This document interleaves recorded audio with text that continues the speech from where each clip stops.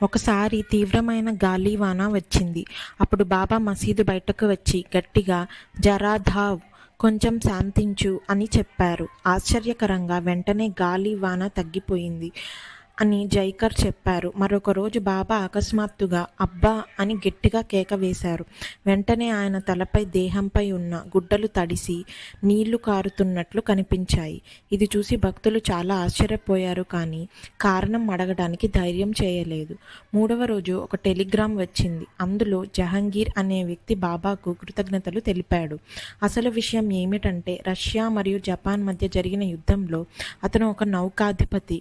అతని 3 నౌకలు శత్రువుల చేతిలో మునిగిపోయాయి. తన నౌక కూడా ప్రమాదంలో పడటంతో అతను కన్నీళ్లతో బాబాను ప్రార్థించాడు. అప్పుడు బాబా అతనికి ప్రత్యక్షమై ఆ నౌకను సురక్షితంగా ఒడ్డుకు చేరేలా కాపాడారని తర్వాత తెలిసింది.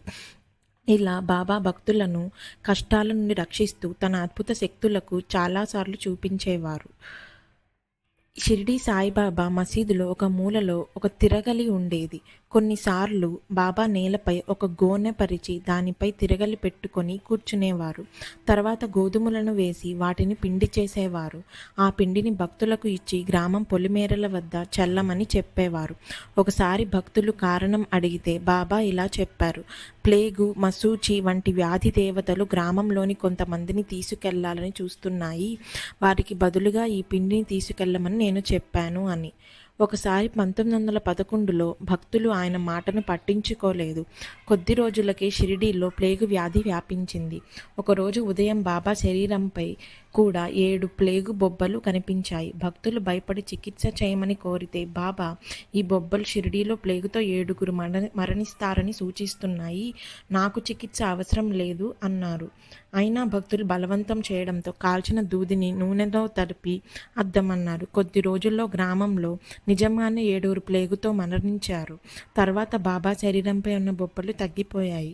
అలాగే గ్రామంలో వ్యాధి కూడా తగ్గిపోయింది. బాబా చాలాసార్లు షిరిడీకి వచ్చిన వారికి స్వయంగా వంట చేసి పెట్టేవారు. బజారుకు వెళ్ళి దినుసులు కొనడం, పొయ్యి వెలిగించడం, ఉప్పు మిరియాలు నూరడం వంటి పనులన్నీ ఆయనే చేసేవారు. కొన్నిసార్లు పరమాన్నం వండేవారు. మరికొన్నిసార్లు మాంసపు పలావు తయారు చేసేవారు. పులుసు కాచించి అందులో గోధుమ రొట్టెలు, మిరియాల పొడి వేసేవారు. తరువాత అంబలి కాచించి మజ్జిగతో కలిపేవారు. వంట ఉడుకుతున్న పాత్రలో బాబా తన చేతిని పెట్టి కలిపిన ఆయన చేతికి ఏమీ కాలేదు కాదు. వంట అయ్యాక ఆ భోజనాన్ని ఒక మౌల్వీ ద్వారా దేవునికి నివేదించేవారు. తరువాత కొంచెం భోజనం ముందుగా మహల్సాపతి మరియు తాత్యా పాటిల్ వారికి పంపించి ఆ తర్వాత మిగతా భక్తులకు పంచేవారు. కొన్నిసార్లు బాబా 15-16 సేర్ల గోధుమలు విసిరి ఆ పిండితో చపాతీలు తయారు చేసి నేరుగా దుని మీద కాల్చి భక్తులకు పంచేవారు. ఆ చపాతీల్లో అనేక పొరలు ఉండేవి. అవి చాలా పెద్దవిగా ఉండి బలమైన వారికి ఒకటి పూర్తిగా తినడం కూడా కష్టంగా ఉండేది. ఇది భక్తులపై బాబా చూపిన అనుగ్రహానికి చిహ్నంగా భావించేవారు. మాంసాహారం వండిన రోజుల్లో మాత్రం శాకాహారులను ఆ చోటికి రానివ్వకుండా చూసేవారు. ఎందుకంటే ప్రతి ఒక్కరి ఆచారాన్ని గౌరవించేవారు.